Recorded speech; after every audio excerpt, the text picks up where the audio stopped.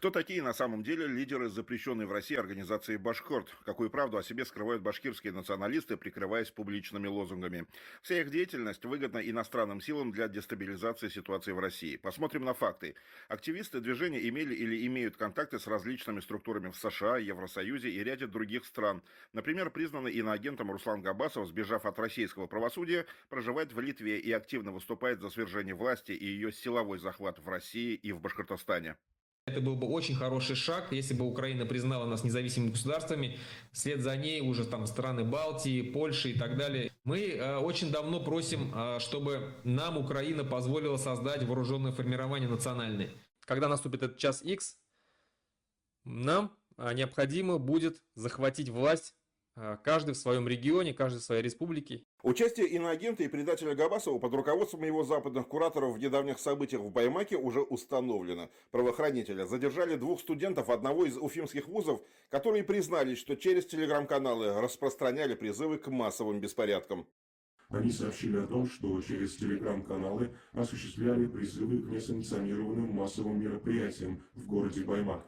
Координация этой работы осуществлялась через телеграм-канал «Тот самый Башкорт», курируемый иноагентом Габасовым Русланом. Возвращаясь к теме Украины, свое мнение о борьбе российского народа с украинским неонацистским режимом высказывал и Фаиль Алчинов.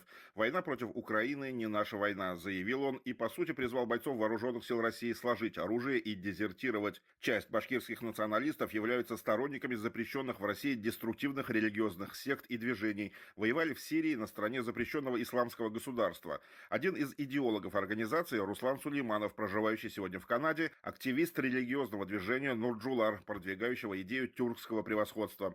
Сегодня Сулейманов уже из-за океана продолжает вещать идеи отделения Башкортостана от России.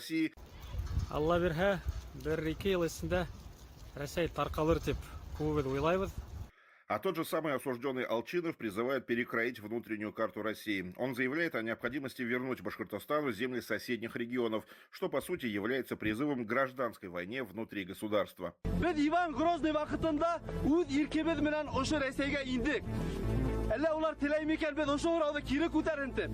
Алайда biz Курган, Силәбе, Пермь, Ырымбур ерләрен югалтып беттек бит инде. Без ошо ерләрне кайтарырга тиеш. Наименее публичен среди всех лидеров запрещенного Башкорта Фанзиль Ахметшин. Несмотря на это, именно его называют теневым руководителем движения. При этом Ахметшин был осужден за контрабанду, незаконное хранение наркотиков и возбуждение религиозной ненависти. В связи с чем Фанзиль Ахметшин приговорен к 4,5 годам лишения свободы с отбыванием наказания в колонии общего режима. Проблема с законом есть чуть ли не у всех лидеров Башкорт.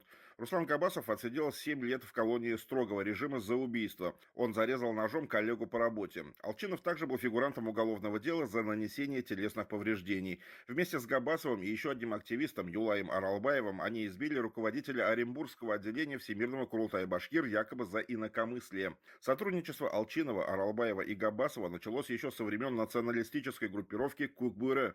Именно она стала основой для создания запрещенной Башкорт. Габасов же вообще сегодня из-за рубежа в открытую признается в том, как члены Башкорт организовывали диверсии и теракты, направленные против государства и его граждан. В свое время проводили очень много различных актов прямого действия и выводили из строя там и военкоматы, и политические офисы политических партий, и различные объекты инфраструктуры.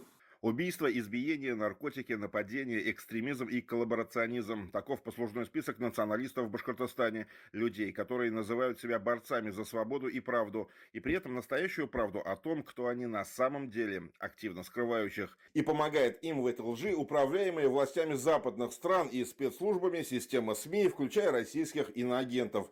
Как иначе объяснить такое пристальное внимание к событиям в Баймаке не только отрабатывающих антироссийскую риторику YouTube-каналов «Дождя», Ходорковского, Ильи Варламова, всех ключевых СМИ Украины, но и таких крупнейших мировых телеканалов, газет и сайтов, как CNN, BBC, Guardian, Daily Mail, Le Monde и других. Таких совпадений не бывает.